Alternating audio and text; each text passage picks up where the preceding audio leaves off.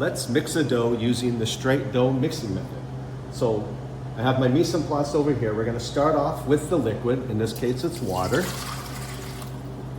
And since we're using fresh yeast, I'm gonna add that to the water right now.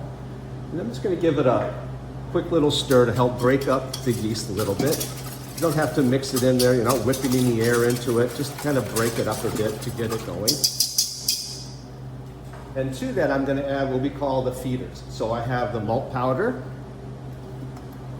and sugar. These are things that are friendly to yeast. And we're also gonna put the sourdough starter in there.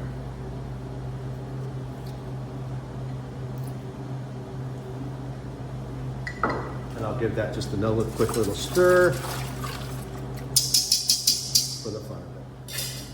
Next, I'm gonna add what's called the flour barrier. So I'm gonna add the flour.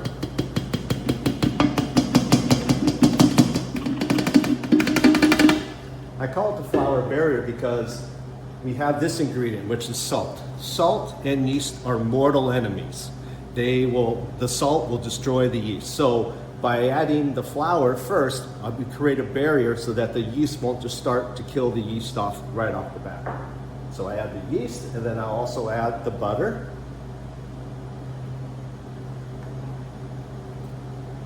And we're ready to mix.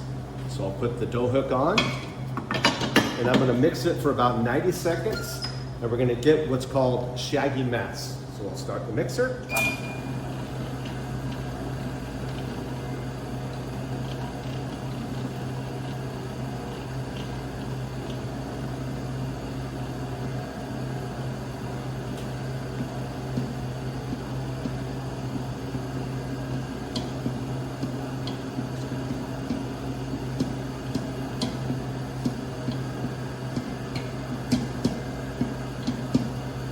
We mix it this for initial time just to make sure that our mixture is correct.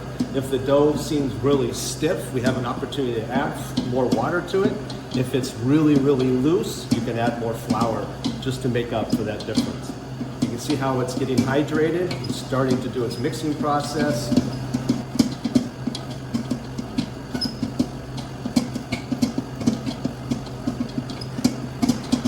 Now I'm going to turn it off, and we're going to check it now. You don't necessarily have to go the 90 seconds, but what I'm feeling for is the dough feels hydrated, it has a good feel to it, it's spongy, it's not like really stiff. If you had too much flour, it would be a horrible mess, and you wouldn't be able to do anything with it. But now it feels like it's going to be a good dough. So now I'm going to put it on speed 2, and we're going to mix it for an additional 5 to 7 minutes now.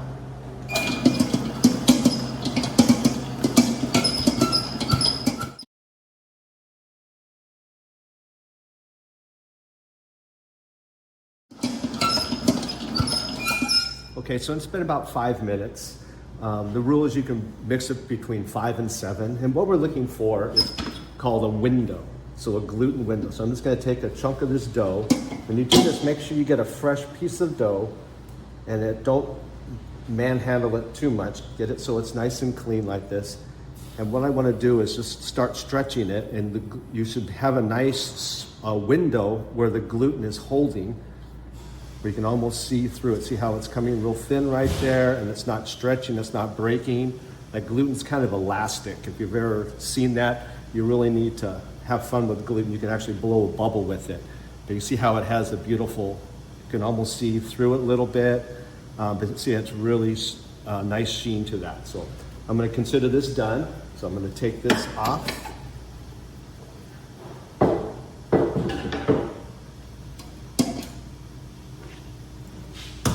And now for fermentation, I'll put it into a tub, lightly spray it. And then we'll just take the dough and put it right in there. So for fermentation now, I would always cover it. And in the punch down thing, you always want to make sure you have the time that the dough goes into here so you know when to punch the dough down.